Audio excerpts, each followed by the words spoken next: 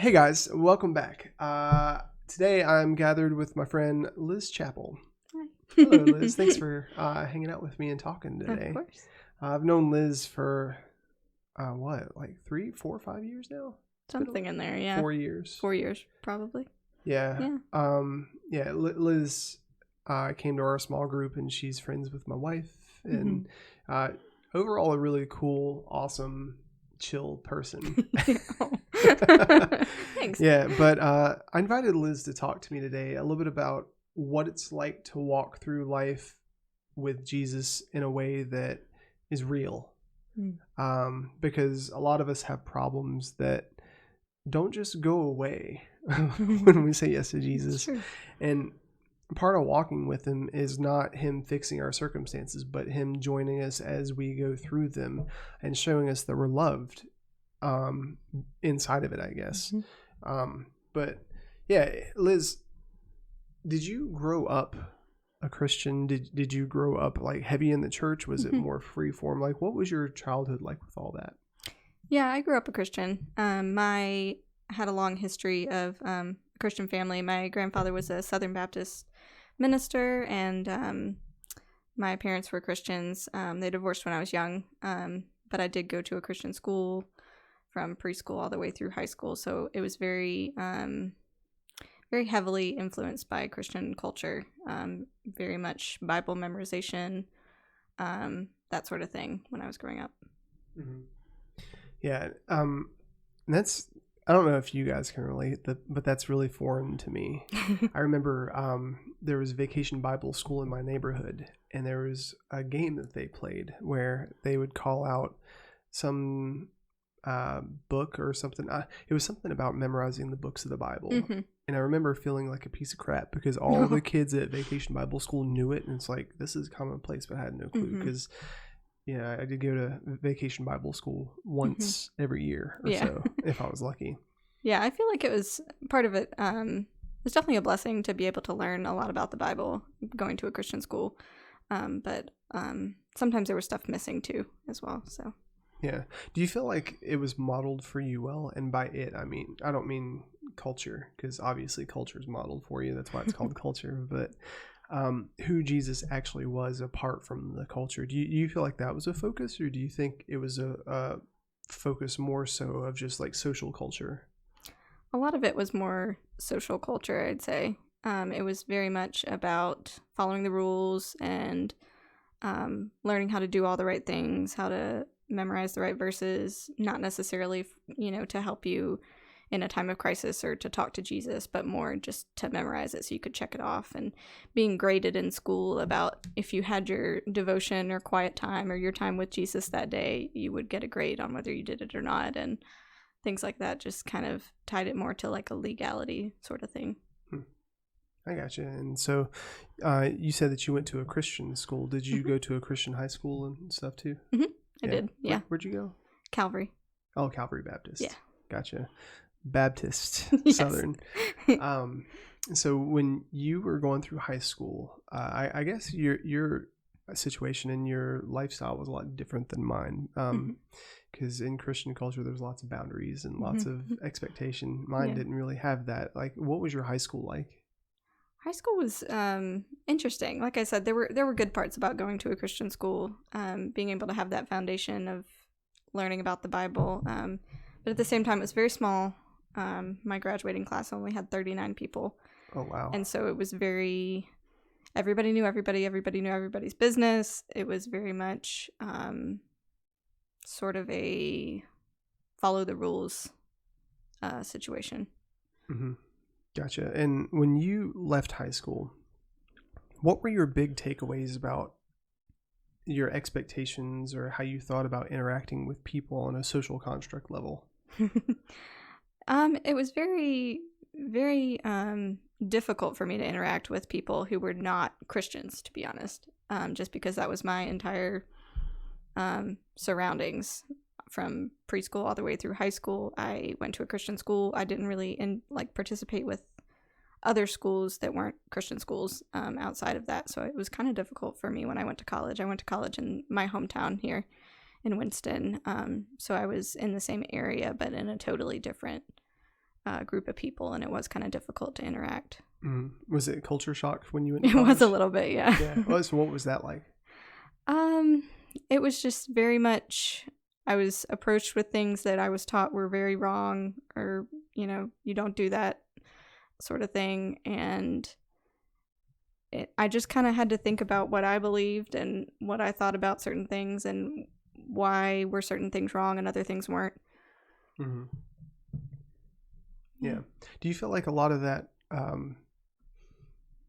I guess, do you feel like a lot of the conviction was solidified for you as you went through the trial and error process of figuring it out on your own? Yeah, I think there were things that I didn't necessarily believe that I, or maybe weren't scriptural necessarily, that I was taught, or maybe just there's more of a focus on grace when I went to college. Yeah. Mm-hmm. I gotcha. And then when you went to college, you went to school for nursing. Not at first, but I did What'd eventually. You go for first? I went for health and exercise science, and I had planned on potentially going to nursing school, but I didn't want to transfer because I was already at Wake Forest and they didn't have a nursing school. So I thought about transferring, but then I never did. So I graduated and had a lot of life struggles happen in between, and eventually went to nursing school. So, for a lot of the viewers that we have, they are not Christian, and it's foreign to a lot of them. And to a lot of people, the Christian culture itself is kind of toxic, rightly so. There are a lot of people who follow Jesus for the wrong reasons and in the wrong way, because Christians aren't perfect either. For you transitioning into a world where there were things that you had to figure out on your own and that challenged your worldview, and also just the struggles that you said you had from point A to point B and from point B to point C. What was that like? Like, did you ever have the construct in your mind that struggles should not be present if you're a Christian? Did you ever think that the things I deal with, I shouldn't have to deal with if I truly am following God the right way? Yeah, I think I was definitely taught sort of that mindset, because when I was in high school, I started struggling a lot with depression, and I was diagnosed with obsessive compulsive disorder, and but it was really not talked about. My school didn't really want to address it, or my church family really. And so it was more of,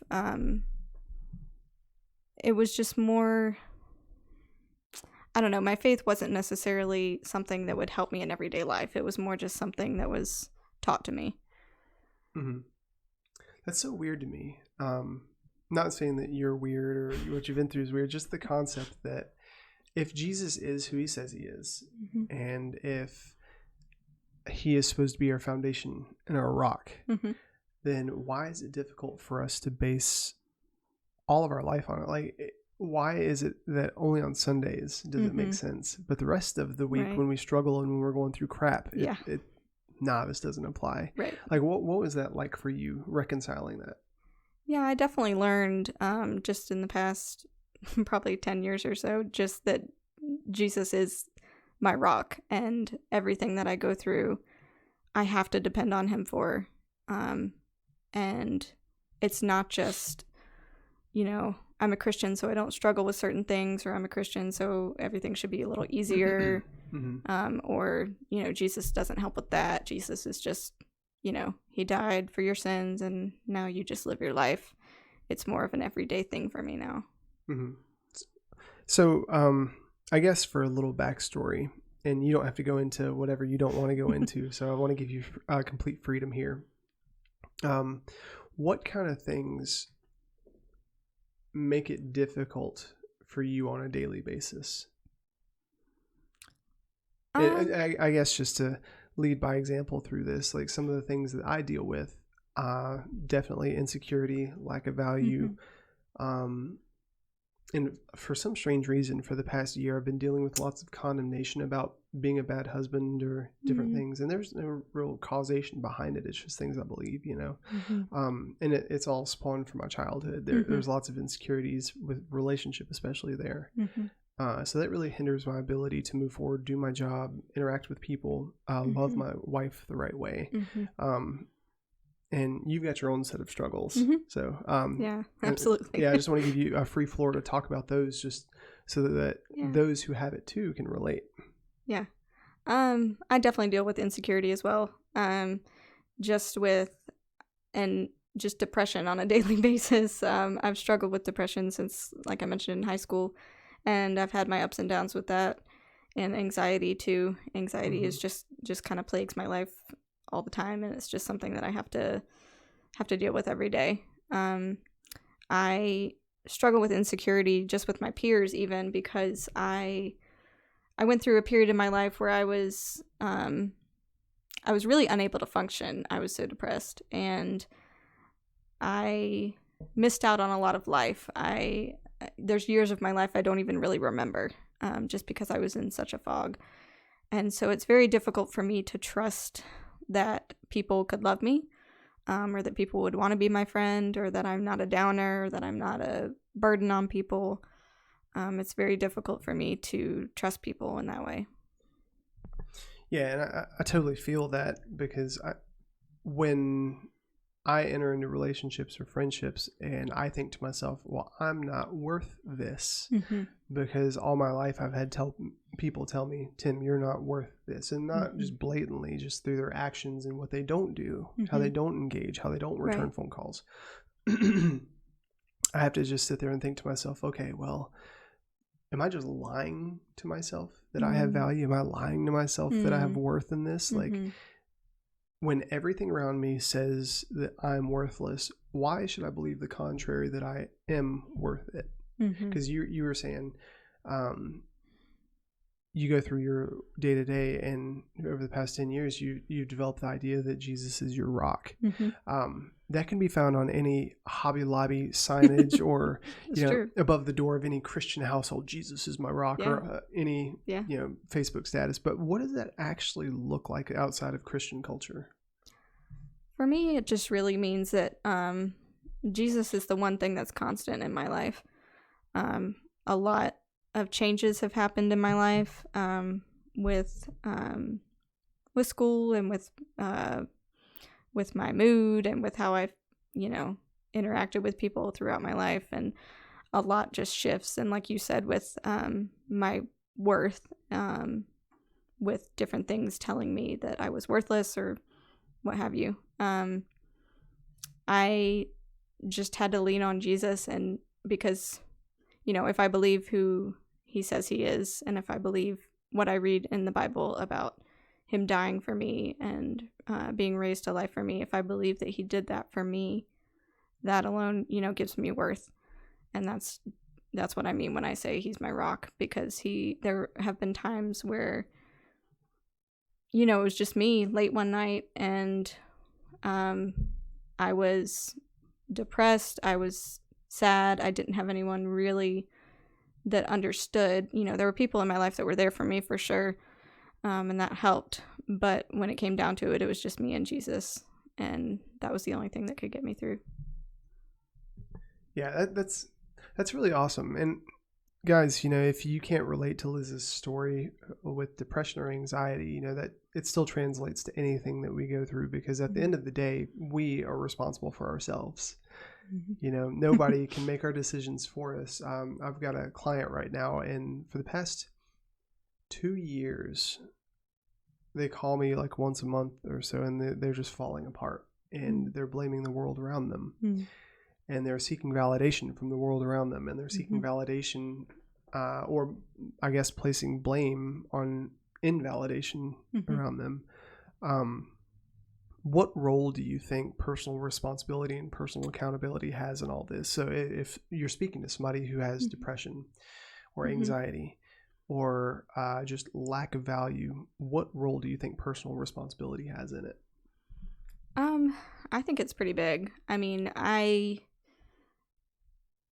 in all the years I've struggled with depression, or any number of things in my life, it always came down to me making a choice to live, and me having and it's not kind of a works mentality, pull yourself up bootstrap kind of thing. It's not that, because I believe there's a lot of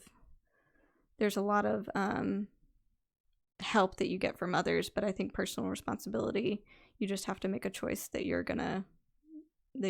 are, in my case, that I was gonna live, and that I was gonna take responsibility for how I was gonna approach my life, how I was gonna talk to myself about who I thought I was, how I was gonna react to the things happening around me.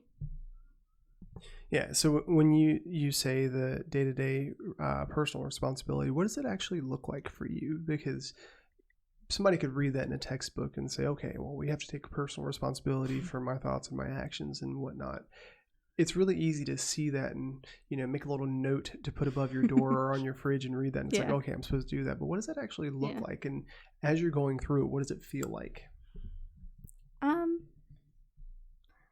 I'd say on a day-to-day basis, I have to remind myself, like in an interaction, I'll just give like an example. Like if I interact with someone and I get home and I'm not feeling like it was a good interaction, or I feel like that person didn't like me, or that person, I said something wrong or whatever, I just have to redirect my mind and just to be kind of more forward looking and just not focus on myself. And yeah, that's pretty cool. What you said about refocusing and forward looking is so important, because it's like driving a car, guys. You can't drive forward if you're always looking in the rear view. You're going to crash into something. Yeah. In therapy, do you go to a therapist? I don't remember. I do. Yeah. Yeah. I think so many people should have some kind of counselor, therapist, coach, pastor, mentor. Everybody needs something like that, because your internal dialogue will mess you up. Right. It will mess you up. Agreed. But with all of that, like just thinking about the day to day, renewing your mind, changing your internal dialogue, all that, guys, it's not easy when you go into it. You have to learn to acknowledge and recognize your triggers. Because we have a tendency to spiral when we start giving into the thought life. That's why the Bible says that you have to renew your mind daily. And the Bible also says that Jesus, or God, was speaking, saying, my sheep hear my voice, the voice of another they shall not follow. Right? So what does that mean to you? So, taking the therapy side of it that you were talking about, changing your thought patterns, doing all this, speaking life over whatever. How does Jesus and God actually play into that? Like, what's your day-to-day conversation like? What is that like? What kind of things does he tell you? What do you ask him? How does he actually help? I definitely ask him daily, multiple times a day, what do you think about this?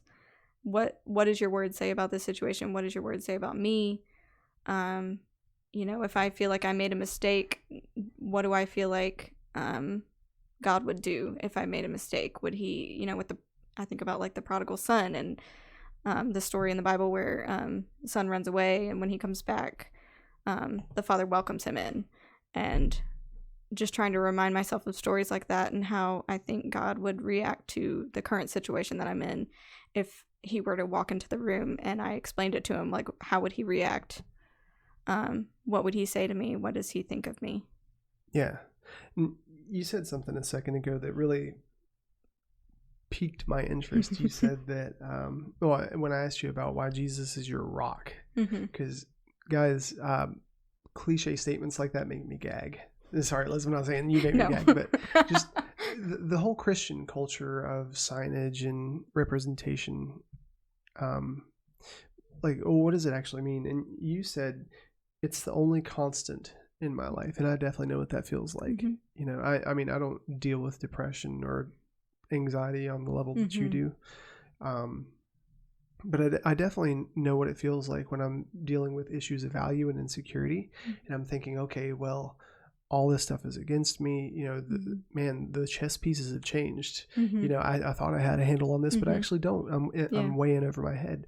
But then realizing, oh wait, Jesus's word and my value in him never changes. The way he sees me never changes. And guys, what I talk a lot about with my clients is separating circumstance from value. You get really messy when you conflate the two. When you think that somebody's value equals their circumstances, case in point would be somebody living a homosexual lifestyle. I personally believe that God does not view that as a healthy lifestyle. Does he write somebody off because they choose that circumstance? No, not at all. Their value is still immeasurable in his eyes. Absolutely. And you have a whole lifetime for him to show that person why that's unhealthy, even if they don't choose it, and that's okay.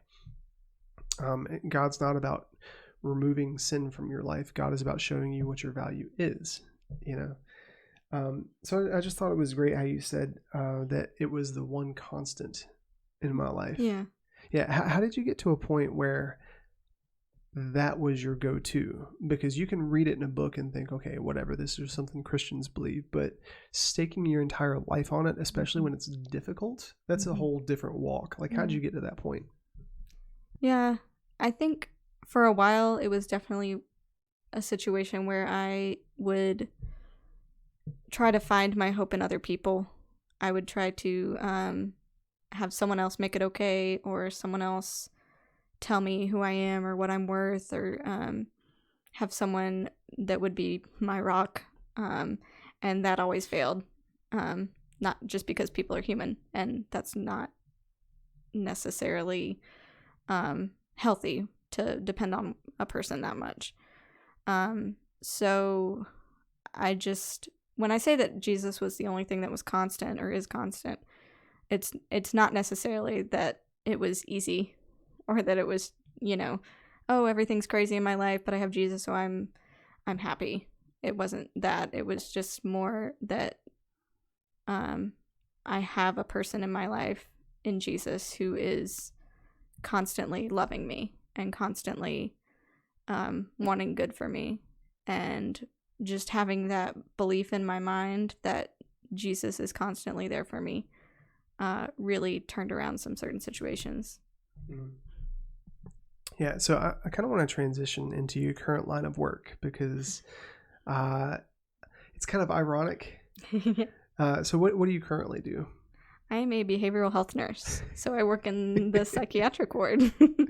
Yeah, and guys, I'm a life coach, and I specifically focus on relationships, value, and purpose. And I struggle with those very same things. It's like, how am I qualified to teach people relationships when I yell at my wife, or when I'm not willing to listen, and I'm always at the front end of the conversation on defense? Like, that's honestly how I get frequently. I don't want to say sometimes, but frequently. And I don't feel qualified a lot of the times to do what I do, but it's so much easier to tell other people or help other people or provide them with perspective when they're going through it, because from a third person, we can always see it. But what is that like for you? Because I know that a lot of your patients deal with a lot of the similar things that you deal with. Yeah. It's interesting. Like you said, it can be difficult. I don't know. In some ways, it's easier to tell people, how they should react or what they should do in a certain situation. And it's harder for me to do it in my own life. But in a different way, it's also very rewarding to do what I do. I work on this behavioral health unit, and I have been in that same situation before. And just to be able to relate to my patients and be able to relate to the situation that they're in,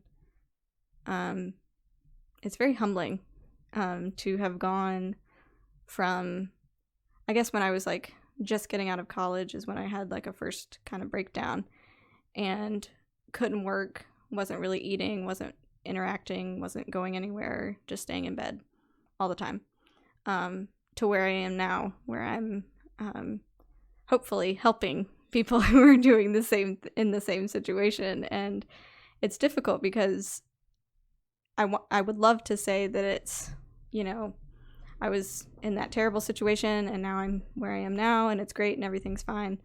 But it's not always the case. I still struggle, and I still have moments where I feel depressed a lot of the time, and but there's more hope than there used to be. Yeah. So a couple questions for that, and I don't know, I just think it's so fascinating, and I think God has a sense of humor when he leads us to do certain things, because in so many accounts, on so many accounts, I have seen people go into the very endeavor, circumstance, or profession that caused them grief throughout their life. Yeah. Excuse me, coffee. And you coming from a background of dealing in some form or fashion with mental health personally.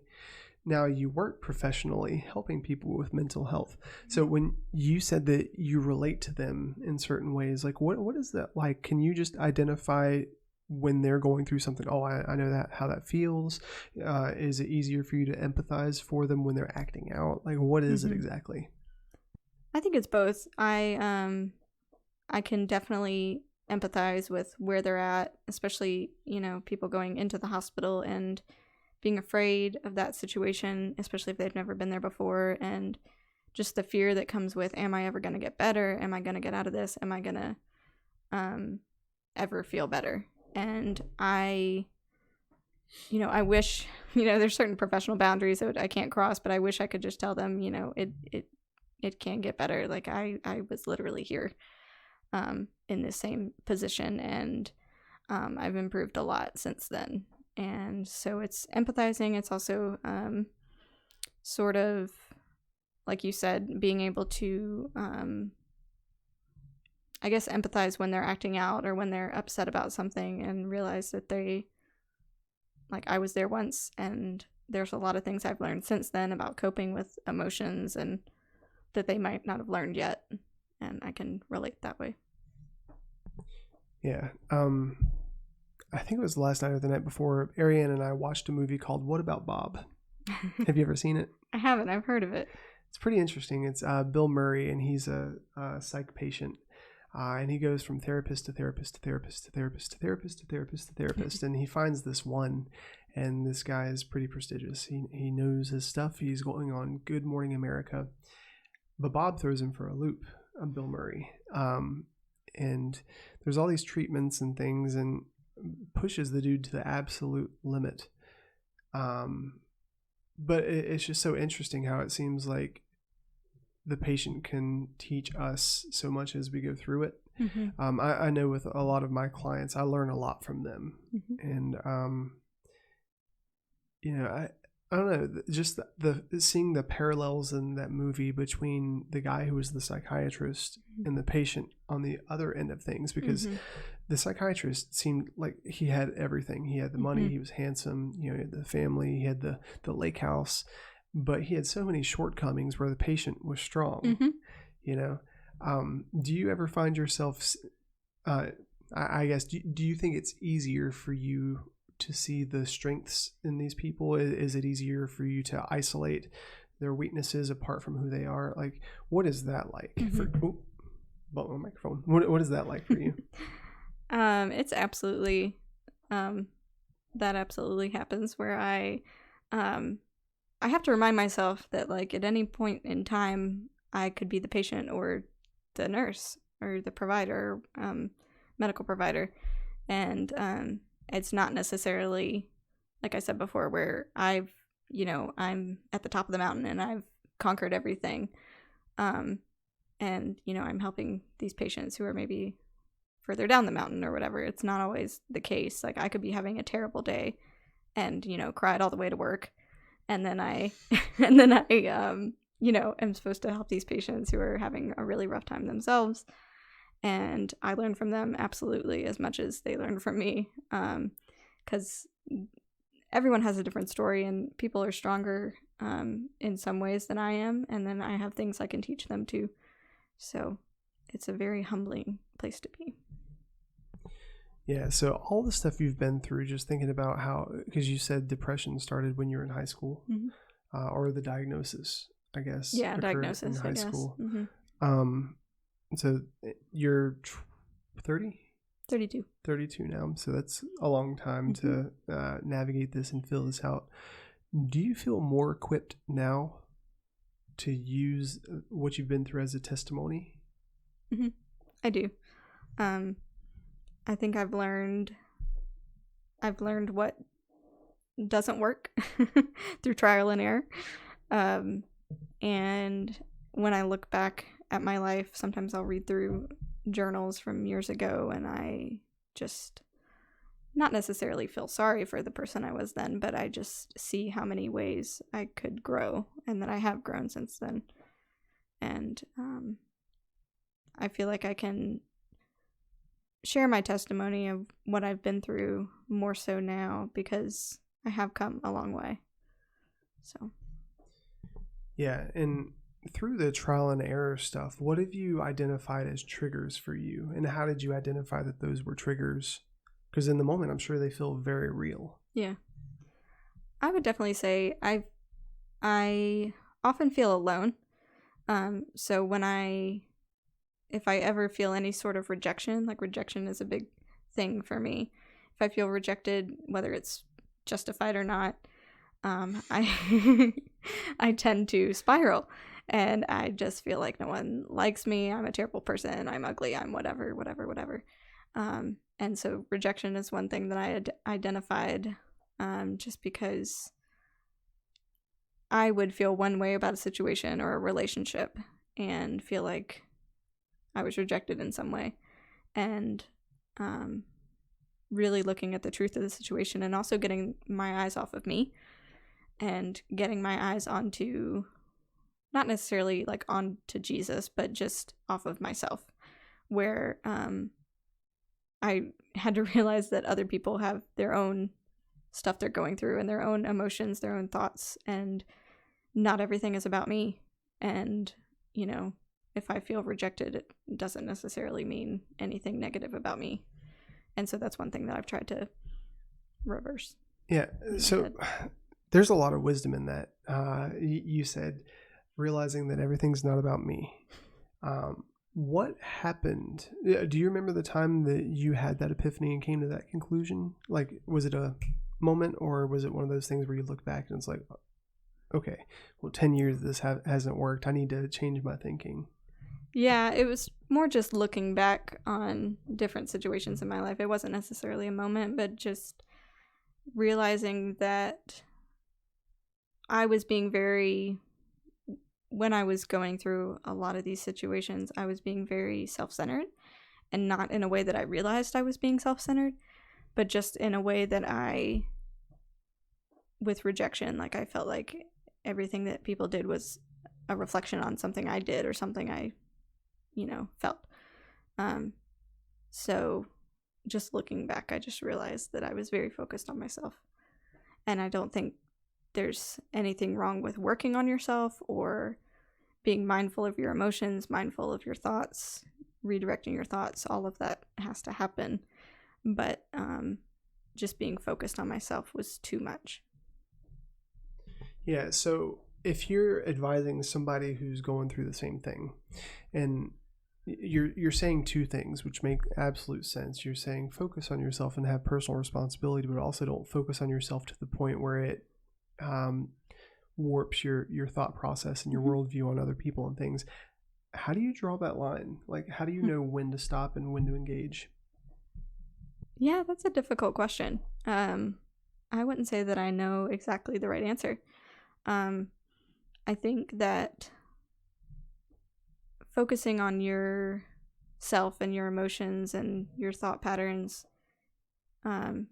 is definitely something that you have to do. But in terms of your worldview, when you're interacting with others, I have just personally had to realize that the world is a lot bigger than my world. And there's a lot going on in people's lives that I don't think about. And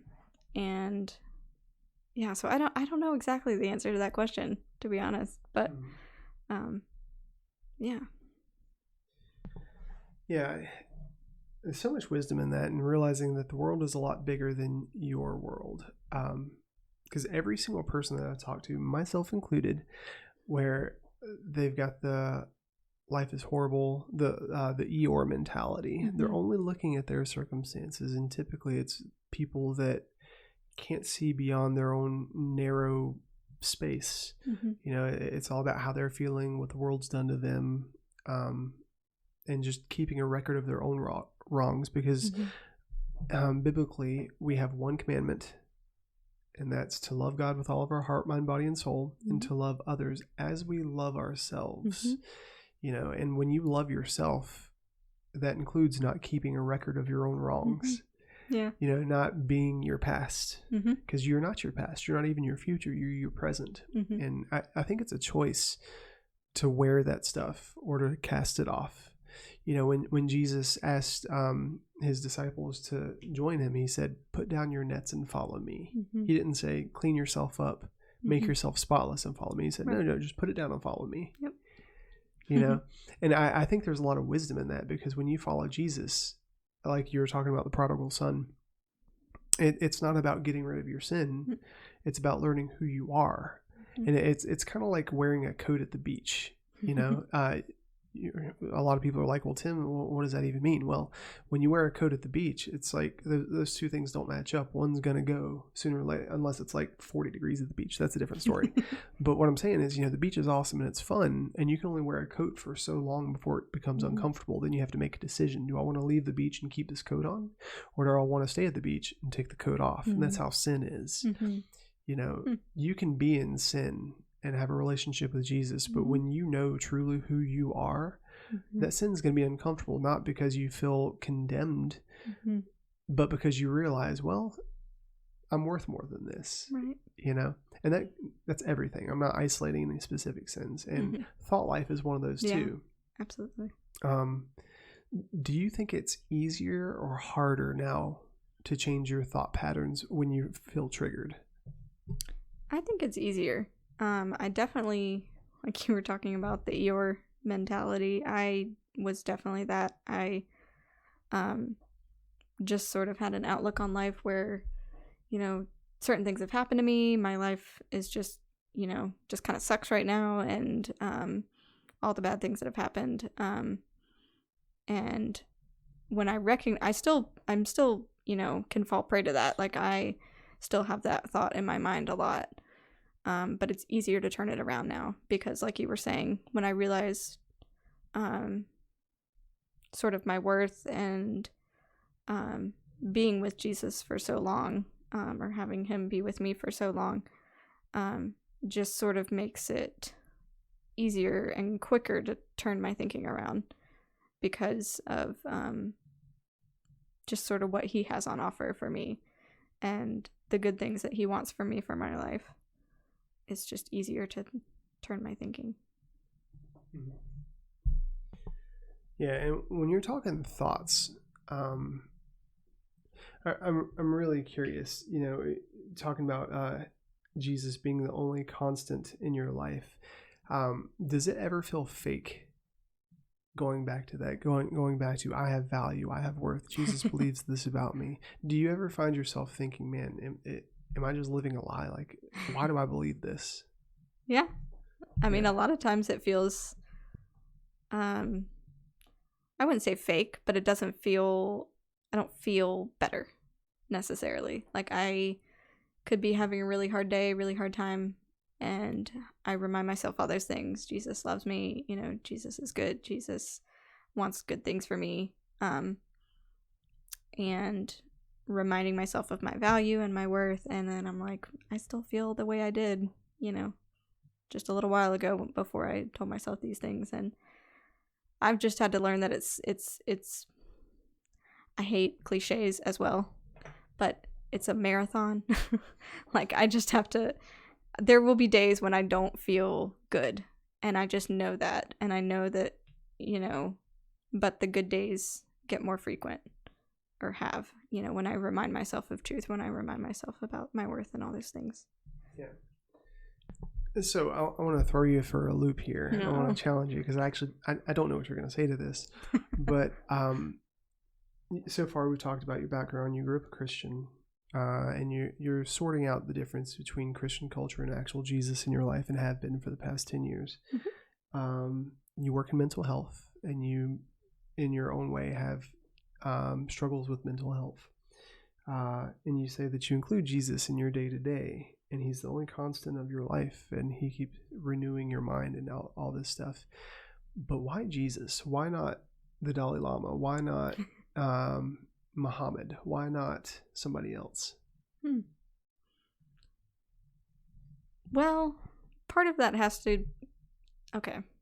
So, Jesus was the first person that I met, right? Because I grew up as a Christian.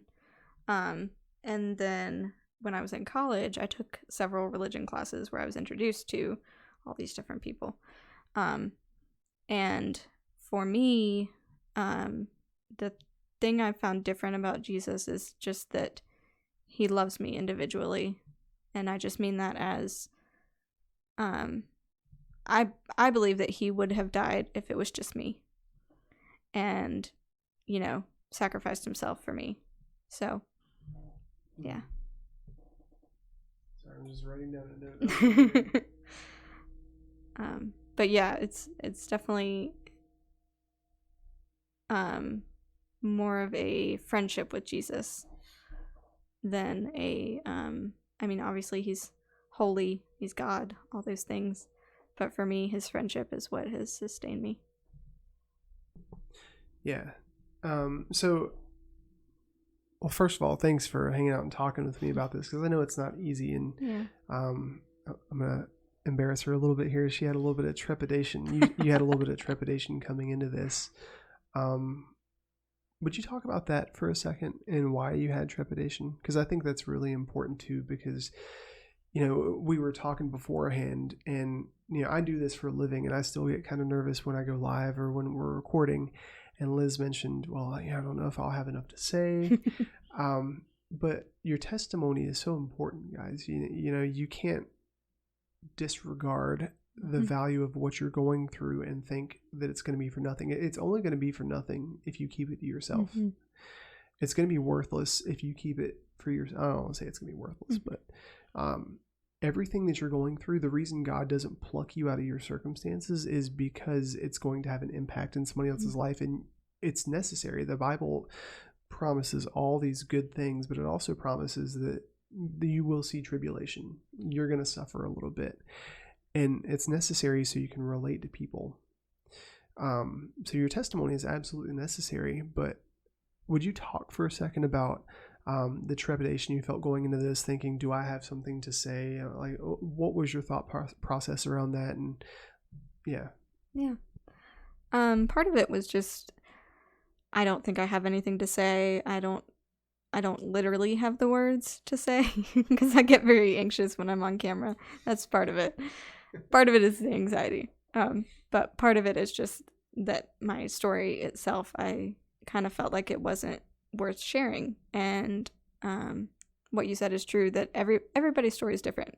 Like, even if there's similarities in certain people's stories, everybody's story is different because you have different circumstances and different ways you've reacted. And when I hear someone's story, I may connect with part of it that someone else wouldn't. And if you don't tell your story, then I might not have like a revelation that that I had because you told your story.